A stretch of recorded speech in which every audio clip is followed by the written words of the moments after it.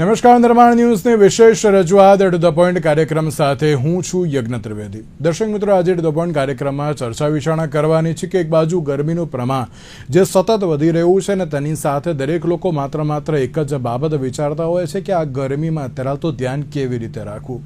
હમણાંની વાત કરવામાં આવે તો સોલા સિવિલમાં જે આજે જ ગરમીના કારણે જે તાવ અને ઝાડા ઉલટીના જે કેસમાં જે સતત વધારો થયો હોય તે પ્રમાણેની પરિસ્થિતિનું ક્યાંક નિર્માણ તો થયું છે.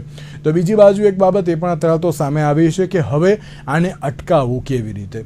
બીજી બાજુ એક અત્યારે તો દરેક લોકો એમ કહેતા હોય છે કે આપણે દરેક લોકો એમ કહીએ છીએ કે ના, પાણી પીવું જોઈએ, વરિયાળીનું પાણી પીવું જોઈએ અને સાથે જે હાઇડ્રેટ રહેવા માટે વધુમાં વધુ અત્યારે પાણી પીવું જોઈએ. તમારા માટે ઘણું સારું એવું છે, પણ કેટલું પાણી પીવું જોઈએ, કેટલી માત્રામાં પીવું જોઈએ. અને સાથે ઘણા બધા વ્યક્તિઓ જે અત્યારે તો માર્કેટિંગનું કામ હોય કે પછી અન્ય કોઈ પણ કામ હોય તેમાં બહાર જે જતા હોય છે, ક્યાંક ગરમીમાં તરલ આવન જાવન જે જોવા મળતું હોય છે કે જેના કારણે ક્યાંક તેમને પણ અત્યારે તો એમ કહેવાય ને કે ગરમીમાં રહેવું પછી પાછું અત્યારે તો ઠંડકમાં જવું એ પ્રમાણે ક્યાંક જે એમ કહેવાય ને કે બોડીમાં જે ટેમ્પરેચર અચાનક જ જે ચેન્જ થતા હોય છે, તો એ વખતે પણ કયા પ્રકારનું ધ્યાન રાખવું તે પણ આપણે જાણવાનો પ્રયત્ન કરીશું. તો બીજી બાજુ અત્યારે બાળકોમાં પણ જે તાવ અને તેની સાથે ઝાડા ઉલટીના કેસમાં અત્યારે જે વધારો જોવા મળી રહ્યો છે. સવાલ એ છે કે આ જે ગરમીના દિવસો ચાલી રહ્યા છે તેમાં બાળકોએ પણ ખાસ કયા પ્રકારનું ધ્યાન રાખવું જોઈએ તેના લઈને પણ ચર્ચા વિચારણા કરવાની છે. અને આ મુદ્દા ઉપર ચર્ચા વિચારણા કરવા માટે અમારી સાથે અત્યારે જોડાઈ ગયા છે ડૉક્ટર ધ્રુતિબેન કગરાણા કે જેઓ આયુર્વેદિક કન્સલ્ટન્ટ છે. જી ધ્રુતિબેન, સૌથી પહેલાં તો આપનું સ્વાગત છે. ધ્રુતિબેન, જે પ્રમાણેની બાબત અત્યારે તો જે સામે આવી છે હીટવેવમાં, અત્યારે તો સ્વાસ્થ્યનું ધ્યાન રાખવું એ બહુ જરૂરી છે. મારો પહેલો સવાલ તો અત્યારે એ છે કે જ્યારે આપણે દરેક લોકો એમ કહીએ છીએ કે અત્યારના સમયમાં જે ખાવાનું શું, પીવાનું શું, હાઇડ્રેટ અત્યારે તો કેવી રીતે રહેવાનું, તેવી બાબત જે અત્યારે જોવા મળતી હોય છે. તો મારો સૌથી પહેલો સવાલ એ છે કે અત્યારે જે હાઇડ્રેટ રહેવા માટે અત્યારે સૌથી પહેલાં કેવા પ્રકારનું ખાસ ધ્યાન રાખવું એ બહુ જરૂરી છે. ચોક્કસ. આયુર્વેદ ઉનાળો આવે એટલે ગરમી વધે, ગ્રીષ્મ ઋતુ નો પ્રકોપ જ્યારે હોય, ઉનાળાની કાળઝાળ ગરમી હોય, ત્યારે આયુર્વેદની દ્રષ્ટિએ કુદરતી રીતે સૌથી પહેલા તો શરીરનું જે બળ છે એ ઘટે છે. આયુર્વેદે એવું કીધેલું છે. એટલે આ સિઝન દરમિયાન શરીરનું ધ્યાન રાખવું, ખાણીપીણી તમે શું ખાવ છો એ બહુ જ મહત્વની છે. જેમ તમે સૌથી પહેલા વાત કરી કે બોડીને હાઇડ્રેટ રાખવી જોઈએ, પૂરતું પાણી પીવું જોઈએ. પાણીની સાથે બીજા ઘણા બધા વેરિએશન, જેમ કે માર્કેટિંગની જોબ છે, તો એ લોકો જે લઈ શકે, જેમ કે વરિયાળી જે છે એ ઠંડી છે, તો વરિયાળીનું જે પાણી છે તમે બોટલમાં ભરીને લઈ ગયા હોય અને આખો દિવસ સીપ એ પીધા કરો તો એ ઘણું સારું છે. એ જ રીતે ગરમીના લીધે જે મોટા ભાગે ઉનાળામાં રોગો જોવા મળતા હોય, એમાં સૌથી પહેલું આવે પાચનની તકલીફ. આ ઋતુમાં લોકોને ભૂખ બરાબર લાગતી ના હોય અથવા તો બહારનું ગમે ત્યાંથી ખાઈ લે તો ઇન્ડાઇજેશન, ગેસ, એસિડિટી, અપચો જેવા રોગો લોકોને તકલીફ આપતા હોય છે. એના માટે સૌથી બેસ્ટ છે જીરાનું પાણી. જીરું તમે ભાવતું હોય એ પ્રમાણે ઉકાળી, પણ જીરાનું પાણી જે તમે બોઇલ કરો છો, તો સે ફોર એક્ઝામ્પલ તમે 2 ફ્રીજની બોટલ જેટલું પાણી લીધું છે, તો એ 1 બોટલ જેટલું બળી જાય ત્યાં સુધી એને બોઇલ કરી રાખવાનું છે. અને એ જે ઉકાળીને જીરાનું જે એક્સટ્રેક્શન વાળું પાણી જે બન્યું એને તમે બોટલ ભરી અને ટ્રાવેલિંગની જોબ છે તો સાથે લઈ જાઓ. આખા દિવસમાં જ્યારે તરસ લાગે છે ત્યારે સીપ કરીને જો એ પાણી પણ તમે પીધું હશે તો પાચનની ઘણી બધી તકલીફોથી તમે બચી શકશો. એ પ્રમાણે ઉનાળામાં વાત કરીએ તો એસિડિટીની સાથે માથાનો દુખાવો, આ ઋતુમાં માઇગ્રેન એ બહુ જ વધી જાય. અમારી ઓપીડીમાં ઘણા બધા પેશન્ટો આવતા હોય કે જે ઉનાળો થાય એટલે રોજ પેઇન કિલર લેવી પડે એવી કન્ડિશનમાં પહોંચી જાય. તો એમાં તમારે સૌથી વધારે સાચવવાનું જે છે એ ખાવા પીવાનું. ખાટું, તીખું, તળેલું, દહીં, આ બધી જ વસ્તુઓ એ હેડેકના, માઇગ્રેનના ટ્રિગર હોય છે, જે તમારે પ્રકૃતિ પ્રમાણે અલગ અલગ ટ્રિગરો બનતા હોય છે. પણ જે તે વૈદ પાસે તમારી પ્રકૃતિ જાણી અને તમને શું નથી માફક આવતું એવી ખાણીપીણીને તમારે અવોઇડ કરવી પડતી હોય છે. બિલકુલ. અને શરીરને હાઇડ્રેટ રાખવા માટે શું કરવું એ બહુ જરૂરી છે. ગરમીમાં સૌથી વધારે આ સિઝનનું જે ફ્રૂટ આવે છે તો કે ભાઈ તરબૂચ છે, કે જેમાં વોટર કન્ટેન પુષ્કળ માત્રામાં પાણી છે, તો તમે વોટરમેલન ખાઈ શકો છો. એ જ રીતે ડ્રિંકના આવી રીતના મેં જેમ કીધું એમ જુદા જુદા વેરિએશન્સ તમે બનાવી શકો છો. જીરું છે તો વરિયાળી છે, એવી રીતના ધાણા પણ આયુર્વેદિક કુલન્ટ કીધા છે. બહુ જ સરસ ટેસ્ટી શરબત પણ તમે બનાવી શકો છો કે રાત્રે તમે ધાણા, વરિયાળી અને ખડી સાકર પાણીમાં પલાળી અને સવારે એને એ પાણી ગાળી અને મસ્ત ટેસ્ટી શરબત થઈ જશે, જે બાળકોને પણ ભાવે એવું છે કે જે તમે રેગ્યુલર ડ્રિંક તરીકે રોજ સવારે કંઈક ટેસ્ટી ઠંડુ પીણું પીવું છે તો આપણે જે સોફ્ટ ડ્રિંક, કોલ્ડ ડ્રિંક્સ કરીએ છીએ એની જગ્યાએ તમે આ ખાઈ શકો. એ જ રીતે ટેટી, અત્યારે ટેટી પણ પુષ્કળ પ્રમાણમાં બજારમાં આવે છે, તમે એ પણ લઈ શકો છો. એ રીતે જુદા જુદા સે ફોર એક્ઝામ્પલ ગુલકંદ, ગુલાબ એ સૌથી ઠંડુ કુલન્ટ કીધું છે. ગુલકંદ ઘરે પણ તમે બનાવી શકો છો. અત્યારે ઉનાળામાં જે અમદાવાદમાં તો સૂર્યનો તાપ છે કે ગુલકંદ ઇઝીલી બની જાય. ગુલાબની પાંખડી ક્લીન કરી અને એના ઉપર સાકર પાથરવાની, સેમ ફરી ઉપર ગુલાબની પાંખડી, ફરીથી સાકરનો લેયર. એ રીતે જો તમે સૂર્યમાં મૂકી દીધો હશે તો બહુ સરસ હેલ્ધી સૂર્યતાપી ગુલકંદ તૈયાર થઈ જશે. અને એ ગુલકંદ જે છે એને તમે બહુ સરસ બાળકોને પણ જો આપવું હોય, હા મોટા છે તો ગુલકંદ તમે એક ટીસ્પૂન, એક ચમચી રોજ ખાઈને નીકળી જશો, પણ બાળકોને પણ એક સારું બ્લેન્ડ ફેરવી દૂધની અંદર અને મોકટેલ તરીકે પણ એક બહુ જ સરસ અત્યારે તમે બાળકો સામેથી માંગીને પી એવી હેલ્ધી રેસિપી પણ તમે ઘરે પ્રિપેર કરી શકો છો. આ બધી બિલકુલ જે વસ્તુઓ છે. સાચી વાત છે. અને એક બાજુ મારે એક જે બાબત હું આપને પૂછું તેની પહેલાં ડૉક્ટર તપન શાહ અમારી સાથે જોડી ગયા છે કે જે એમડી ફિઝિશિયન છે. તપનભાઈ, આપનું પણ સ્વાગત છે.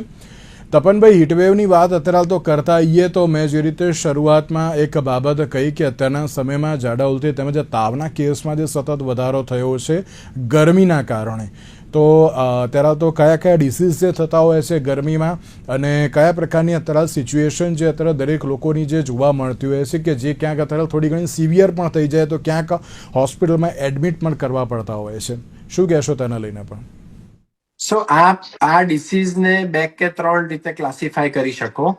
પહેલામાં પહેલું ગરમીને પોતાને કારણે થતા રોગો, જેમ કે હીટ હાઇપરપાયરેક્સિયા કે જેમાં ખૂબ તાવ ચડી જવો, હીટ એક્ઝોશન કે જેમાં માણસને થાકી જવું, અને સૌથી ખરાબ ને સૌથી સિરિયસ હોય છે એ છે હીટ સ્ટ્રોક, કે જેને આપણે ગુજરાતીમાં લૂ લાગી જવી કહીએ છીએ, કે જેમાં ગરમી હોય માણસના મગજ સુધી ચડી ગઈ હોય, એના કારણે એની કોન્શિયસનેસ જતી રહે, તાવ ખૂબ ચડી જાય, શરીરમાં ડિહાઇડ્રેશન હોય અને કિડની પર પણ નુકસાન થઈ શકે. સો આ તમામ વસ્તુઓ ગરમીને પોતાને કારણે થઈ શકે. બીજું, ગરમીને કારણે કોઈ પણ ફૂડ હોય છે ને એનું ડિકોમ્પોઝિશન બહુ જલ્દી થઈ જાય, એટલે બગડી બહુ જલ્દી જાય. એટલે ફૂડજન્ય રોગો છે, જેમ કે ઝાડા ઉલટીના કેસ છે કે વાયરસથી થતા કમળાઓ છે, આ બધા જ પ્રકારના કેસ છે ને ખૂબ વધી જાય. ત્રીજું, આપ એવી વલ્નરેબલ એજની વાત કરો કે જેમાં બીમારી થવાની શક્યતા વધારે હોય, જેમ કે એક નાના બાળકો અને બીજું સિનિયર સિટીઝન. આ બંને લોકોની ગરમીને સહન કરવાની કેપેસિટી લિમિટેડ હોય. એટલે ખાસ કરીને સિનિયર સિટીઝનની જો વાત કરીએ તો એ લોકોના શરીરમાં ડિહાઇડ્રેશન ખૂબ ઝડપથી થઈ જાય, અને જેમ ડિહાઇડ્રેશન થાય ને એમ બ્લડ થોડું જાડું થઈ જાય, અને બ્લડ જાડું થવાને કારણે હાર્ટ એટેક કે પેરાલિસિસ કે એવા કેસીસ ખૂબ વધી જાય.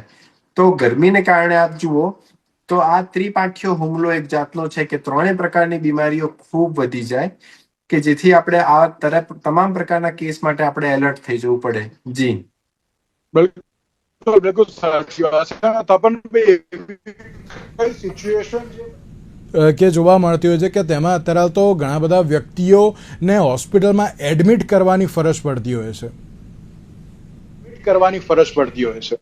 હા, તો સૌથી પહેલા મેજોરિટી કેસીસ ડાયરિયા વોમિટિંગના આવતા હોય છે.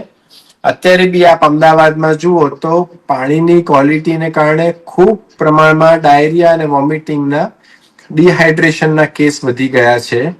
જેમાં ઉનાળામાં વેકેશનની ઋતુ હોય એટલે લોકો બહારનું ખાવાનું બી વધારે પ્રિફર કરતા હોય, એ બહારનું વધારે ખાવાને કારણે પણ આ ટાઈપના કેસીસ વધી જતા હોય છે.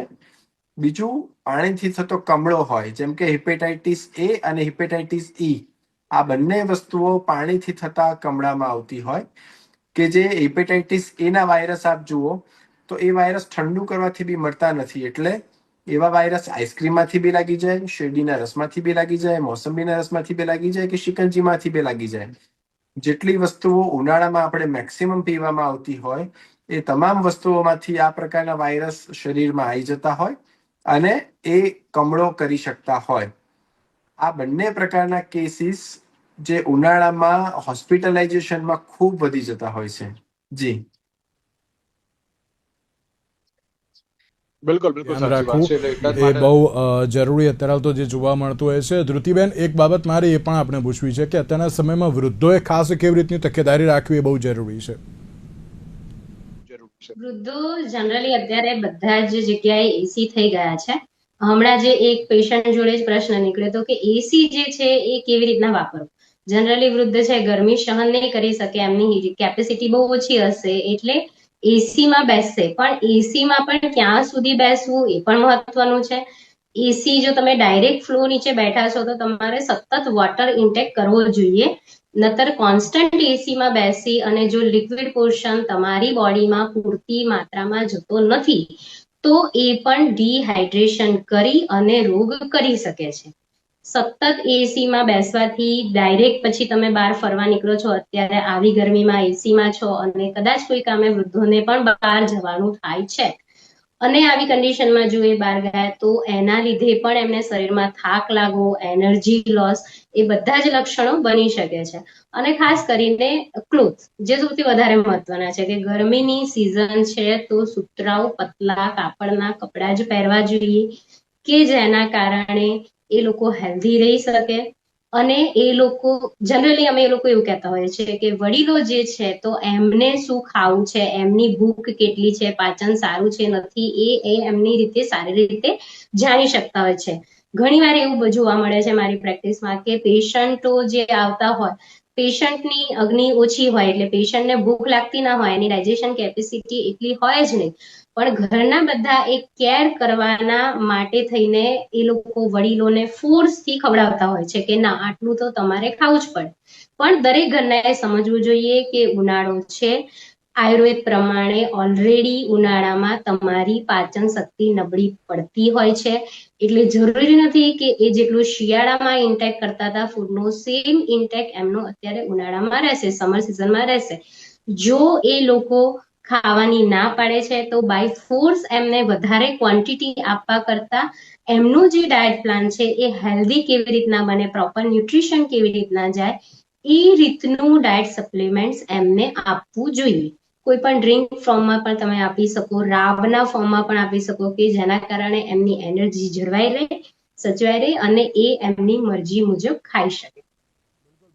બિલકુલ બિલકુલ સાચી વાત છે. એટલા માટે એસીનો કેવો અને ક્યાં ઉપયોગ કરવો જોઈએ ને તે પણ અત્યારે તો જે સમજવું બહુ જરૂરી છે. કેટલા ટેમ્પરેચરમાં ઉપયોગ કરવો જોઈએ, કેવી રીતે બેસવું જોઈએ એ પણ જાણવું બહુ જરૂરી છે. એક બાબત એ પણ હું કહેવા માંગીશ કે ઘણા બધા વ્યક્તિઓ એવું કહેતા હોય છે કે એસીને અત્યારે તો બંધ કરી દો ને થોડીક વાર માટે તો અત્યારે એકદમ ગરમાવો થઈ જશે, પછી પાછી ઠંડક કરીએ. પણ એવું નહીં, તમે ટેમ્પરેચરને અપડાઉન કરો. કારણ કે તમે એસી એકદમ બંધ કરી દેશો તો અત્યારે તો ક્યાંક તકલીફ જોવા મળશે અને તેની સાથે સાથે ક્યાંક તમારા પણ ટેમ્પરેચર અપડાઉન થશે. એટલા માટે એસી બંધ ના કરવું જોઈએ. ટેમ્પરેચર અપડાઉન કરો તો અત્યારે તમને પણ વાંધો ના આવે. તપનભાઈ, હીટસ્ટ્રોકની પણ બાબતો ઘણી બધી જોવા મળતી હોય છે. હીટસ્ટ્રોક શું છે અને તેમાં પણ ખાસ કેવા પ્રકારની કાળજી રાખવી એ બહુ જરૂરી છે? આપણું શરીર છે ને એમાં ટેમ્પરેચરને રેગ્યુલેટ કરવા માટેની મિકેનિઝમ છે. હવે કોઈ બી માણસને તાવ કે ગરમી એક લેવલથી વધી જાય ને તો શરીરની ટેમ્પરેચરને રેગ્યુલેટ કરવાની કેપેસિટી જતી રહે અને એ કન્ડિશનમાં એ એટલી બધી ઉર્જા કે એટલી બધી ગરમી પેદા કરી કાઢે ને કે જે મગજ ઉપર સવાર થઈ જાય અને માણસને ખેંચાઈને માણસ અનકોન્શિયસ કે બેભાન થઈ જાય. આ વસ્તુને આપણે હીટ સ્ટ્રોક કહીએ છીએ. હીટ સ્ટ્રોક લાગવાનો હોય તો માણસને એની અગાઉ બી ઘણા બધા સિમ્ટમ્સ આવતા હોય છે, જેમ કે ખૂબ વીકનેસ લાગવા લાગવી, થોડો તાવ ચડવો, માથું દુખવું, વીકનેસ લાગવા લાગવી, એનું ઓરિએન્ટેશન બરાબર ના લાગવું. આવા જ્યારે બી તમને સિમ્ટમ દેખાવા માંડે ત્યારે જો તમે આઉટડોરમાં હો અને ડાયરેક્ટ સનનું એક્સપોઝર થતું હોય તો પહેલા જ્યાં કવર્ડ હોય ને એવી જગ્યાએ જાઓ, જ્યાં ટેમ્પરેચર થોડું ઓછું હોય એવી જગ્યાએ પહોંચી જાઓ. કપડાં તમે બહુ જ ટાઈટ કે એવા કોઈ પહેર્યા હોય તો થોડા લૂઝ કરી કાઢો. જો તમારા શરીરમાં ડિહાઇડ્રેશન હોય તો સૌથી પહેલા લિક્વિડ લેવાનું રાખો અને પછી તરત જ નજીકના ડોક્ટર સાહેબનો સંપર્ક કરો. આવી વસ્તુઓ જો કરવામાં આવે તો આને શરૂઆતના પહેલા કે બીજા સ્ટેજમાં જ અટકાવી શકાય છે. છેક ખેંચ સુધી કે મગજ ઉપર તાવ ચડી જવા સુધી વાત પહોંચતી નથી. માની લો કે તમે આ બધા સ્ટેપ કરવાનું ચૂકી ગયા તો કોઈ બી માણસને હીટ સ્ટ્રોક લાગેલો હોય તો સૌથી પહેલા એને જ્યાં થોડી ઘણી ઠંડી જગ્યા હોય, એસી વાળી જગ્યા હોય ત્યાં શિફ્ટ કરી દેવા, સીધા સુવાડી દેવા, તરત જ હેલ્પ માટેની બૂમ પાડવી. નજીકમાં 108 કે એમ્બ્યુલન્સ કે ડોક્ટર સાહેબ કે એવું કે અવેલેબલ થઈ શકતું હોય તો એવું કરવું. જો એની કોન્શિયસનેસ હોય તો એને મોડેથી લિક્વિડ બને એટલા વધારે આપવા. જો કોન્શિયસનેસ બરાબર ના હોય, માણસ ભાનમાં ના હોય, સમજી શકે એમ ના હોય તો એને મોડેથી લિક્વિડ આપવાનો આગ્રહ ના રાખવો. તો એને કોઈ બી ડોક્ટર કે નર્સ પાસે લઈ જઈ અને વેઇન લઈ અને એમાંથી બોટલ કે સલાઈન કે એવું કંઈ ચડાવું. આવી કન્ડિશનમાં જો બેભાન માણસને મોડેથી લિક્વિડ આપવામાં આવે તે બધી ફેફસામાં ઉતરી જાય અને ન્યુમોનિયા કરી શકે.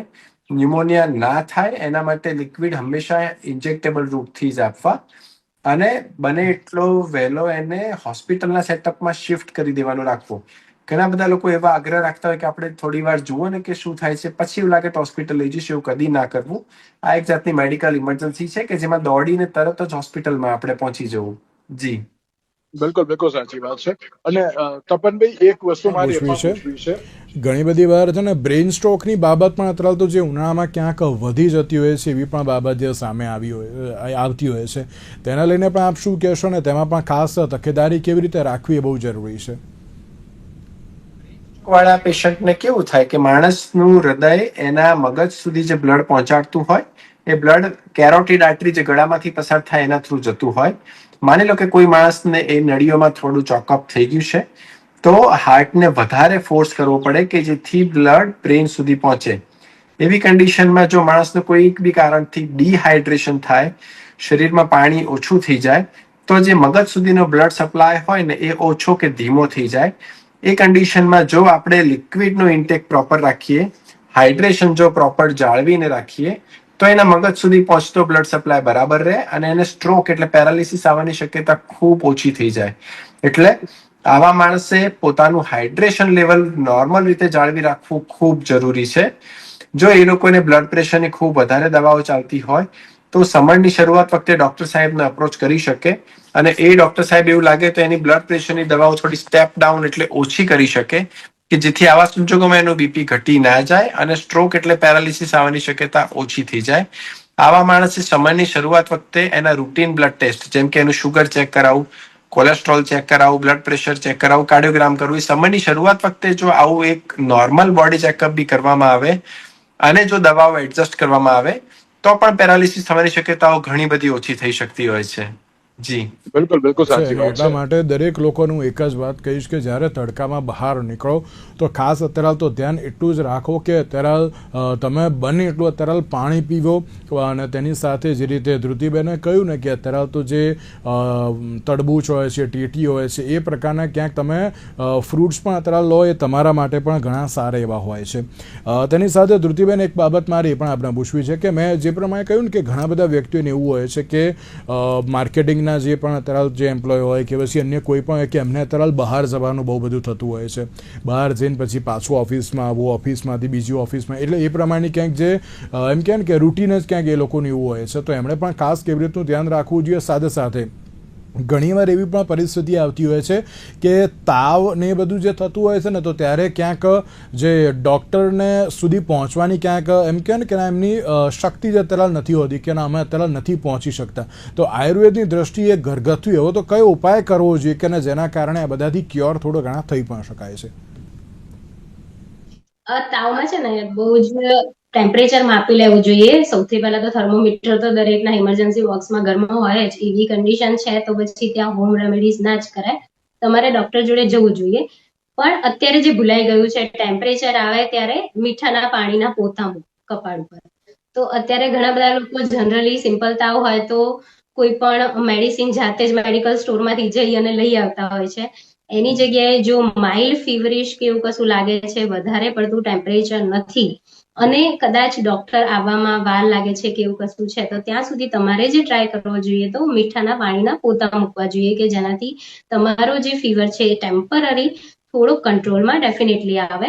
એના પછી માર્કેટિંગની જે વાત થઈ કે માર્કેટિંગ વાળા વ્યક્તિઓ જે છે, તો જનરલી એ લોકોની જોબ સેલ્સ પર્સન કે એવી હોય કે કોઈ પ્લેસે જઈ પાછું બહાર સમરમાં જવાનું છે, તો એવા વ્યક્તિઓએ તમારો એસીનો જે કોન્ટેક્ટ છે એ બહુ ફૂલ એસીમાં ના બેસવું જોઈએ. જો તમને ખબર જ છે કે તમારે 5-10 મિનિટની અંદર બહાર નીકળવાનું જ છે, તો અચ્છા, એક બહુ સરસ દ્રવ્ય આવે છે, તમને કોઈ પણ જગ્યાએ મળી જશે, સુગંધી વાળો કરીને આયુર્વેદમાં એક ડ્રગ કીધી છે કે જેને તમે સાફ કરી અને તમારી જે બોટલ છે એની અંદર નાખી શકો. તો સુગંધી વાળો જે છે એ નેચરલ કુલન્ટ કીધું છે કે જેનું પાણી તમે પીશો તો આ જે ગરમીના લીધે થતા રોગો જે છે એ પ્રિવેન્ટ કરી શકશો. અને ઉનાળામાં મળતું એક બહુ સરસ શાક છે જેને ઘણા બધા લોકો અવોઇડ કરે છે, એ છે દૂધી. દૂધી એ સૌથી સારી કુલન્ટ છે. દૂધીને તમે ઘણી બધી ફોર્મમાં લઈ શકો છો. દૂધીનું શાક લઈ શકો છો. દૂધીનો હલવો તો આપણે હવે ભૂલી જ ગયા છીએ, પણ દૂધીને હળવા ફોર્મમાં ચોંસલો પાડીને એને પણ રોજે રોજ એક એક ચોંસલો તમે જો લો તો પણ એ તમને સારું કુલન્ટ તરીકે કામ લાગશે. એ જ રીતે બહુ સરસ રેસીપી છે. તમે જે બહારના પીણા પીવો છો એની જગ્યાએ મોગરાનું શરબત, મોગરાના ફૂલ લાવી અને મોગરાને ખાંડની ચાસણી એક તારની બનાવી અને એની ઉપર મોગરો રાખી મૂકશો તો બહુ જ સરસ નેચરલ કુલન્ટ મોગરાનું શરબત બનશે કે જે આ ગરમીના જે રોગો છે કે સ્કિન એલર્જીસ છે, યુરિનમાં બળતરા છે અને બીજા ગરમીના કારણે જે એસિડિટી ને બધું થાય છે, તો એ બધામાં તમે નેચરલ કુલન્ટ તરીકે વાપરી શકો છો અને બાળકો પણ સામેથી લેશે તમારી જોડેથી. જ્યોતિબેન, એક બાબત એ પણ શું આપણે છે, ઘણા બધા વ્યક્તિઓ છે ને પેલું ચેટ જીપીટીને પૂછીને અમુક ઘરગથ્થુ ઉપાય જે કરતા હોય છે, તેને લઈને પણ આપ શું કહેશો કે એ પ્રકારની પણ બાબતે અત્યારે કેટલું દૂર રહેવું એ બહુ જરૂરી છે? કે તપનભાઈ વાઇસ કોઈ પણ હશે, અમે લોકો ચેટ જીપીટી ની ફેવરમાં નથી હોતા કે આજકાલ તો ચેટ જીપીટી લો કે ઇન્સ્ટા, યુટ્યુબ પર જાત જાતની રીલ્સ બધી જોવા મળે છે, આવું કરવું જોઈએ ને તેવું, અને લોકો પાછું એ ટ્રાય પણ કરતા હોય છે કે જે બહુ જ ખોટી વસ્તુ છે. એના કરતા નિયર બાય પણ તમારા આયુર્વેદિક ડોક્ટર મળે છે. જો તમારે કન્ડિશન જોઈએ છે, ઇમરજન્સી છે, તો તમારા ડોક્ટરને જઈને એની સલાહ માનીને જ ફોલો કરવું જોઈએ, નહીતર નાનો રોગ પણ મોટું સ્વરૂપ લઈ લે છે. એટલે ઓલવેઝ કેરફુલ રહેવું જોઈએ કે સલાહ યોગ્ય વ્યક્તિ જોડેથી જ લેવી જોઈએ. ચેટ જીપીટી ના સહારે બિલકુલ ના રહેવું જોઈએ. જી તપનભાઈ, એક લાસ્ટ ટાઈમ સવાલ, ઘણા બધા વ્યક્તિઓ જે ઘરે ડૉક્ટર બની જતા હોય છે વિધાઉટ ડિગ્રી, અને એ લોકો એમ કહેતા હોય છે કે ભાઈ તું તાર આ દવા લઈ લે એટલે તને થઈ જશે, વાંધો નહીં આવે, મેં લીધું તો મને થઈ ગયું એટલે તને પણ થઈ જશે. તો એ પ્રમાણે છેલ્લે કે દરેક લોકોને કે મેસેજ શું આપવા માંગશો આપ? એટલે અમે કોમન પબ્લિકને એવું કહીએ છીએ કે કદી મંદિરે ગયા વગર પ્રસાદ ડાયરેક્ટ ઘરે ખાઈ લો ને તો અસર કરતો નથી. એટલે તમે કોઈ બી પ્રસાદ ખાઓ તો પહેલા એ કોને સજેસ્ટ કર્યો છે ને એ બહુ જ ઇમ્પોર્ટન્ટ છે. તમે નહીં માનો, ભારત દેશમાં જેટલા આતંકવાદીને કારણે મૃત્યુ થાય છે ને એના કરતા 10 ગણા મૃત્યુ એ આ રીતે સેલ્ફ મેડિકેશનને કારણે થાય છે. અને ભારત જ એક માત્ર એવો દેશ છે કે જેમાં કેમિસ્ટ આ રીતે ડાયરેક્ટ દવા આપી શકે છે. દુનિયાના બીજા કોઈ દેશમાં આપ માગો કેમિસ્ટ પાસે જઈને કે એઝિથ્રોમાઇસિન આપી દો કે બીજું કંઈ બી આપી દો, તો ઓવર ધ કાઉન્ટર બહુ જ લિમિટેડ દવા હોય છે, જેમ કે સાધારણ તાવની હોય કે ગેસની હોય કે એવી કોઈ દવાઓ. ભારત દેશમાં કેમિસ્ટ ઉપર એવી કોઈ જાતનું રેગ્યુલેશન નથી જે ખૂબ રિક્વાયર્ડ છે. એનું કારણ શું થાય છે કે સેલ્ફ મેડિકેશનને કારણે પછી જ્યારે પેશન્ટને જરૂર હોય ને ત્યારે દવા અસર નથી કરતી. અને બીજું સમાજ માટે ખરાબ બાબત એ છે કે એન્ટીબાયોટિક્સનો રેઝિસ્ટન્સ બહુ આવી જાય છે, કારણ કે સેલ્ફ મેડિકેશનમાં કદી માણસો કોર્સ કોઈ બી દવાનો પૂરો કરતા નથી. અને આવી બધી દવાઓ જો કોર્સ પૂરો ના કરવામાં આવે, અધૂરો કોર્સ કરવામાં આવે તો 100% એનો રેઝિસ્ટન્સ થઈ જતો હોય છે. એની એ દવાઓ ફરી ભવિષ્યમાં કામ જ નથી કરતી. તો ભારત દેશમાં આ જે સેલ્ફ મેડિકેશન છે ને એ ગુનાના સ્વરૂપમાં જોવાવું જોઈએ. અને જે બી લોકો આના ઇન્વોલ્વ હોય ને એ લોકોની સામે જો લીગલ કાર્યવાહી કરવામાં આવે તો અને તો જ આ વસ્તુ બંધ થશે. અને એમાં પેશન્ટનું અને સમાજનું બંનેનું હિત એમાં છે. જી બિલકુલ જી વાત છે. તપનભાઈ અને ધ્રુતિબેન, આ બંનેનો આભાર અમારી સાથે આ ચર્ચા વિચારણામાં જોડાવા માટે. Thank you so much. તો દર્શક મિત્રો, ફરી એકવાર આપ સૌને કહું છું, ઘરે ડૉક્ટર ના બનતા. તમારા જે નજીકના ફેમિલી જે ડૉક્ટર હોય તેમની સલાહ લેજો ને પછી જ અત્યારે આગળ વધજો. ના અત્યારે જે ગૂગલને પૂછવા જતા, ના ચેટ જીપીટીને કે ના જેમિનાઈને પૂછવા જતા કે ના અમારે આમાં શું કરવું જોઈએ. એટલે મહેરબાની કરીને હીટવેવમાં પોતે અત્યારે જે હાઇડ્રેટ રહેવાનો જે પ્રયત્ન કરો છો, પાણીનું વધુમાં વધુ અત્યારે તો જે ઉપયોગ કરો છો તમારા માટે ઘણું સારું છે. તેની સાથે આજના વિશેષ કાર્યક્રમને આપશે. નમસ્કાર.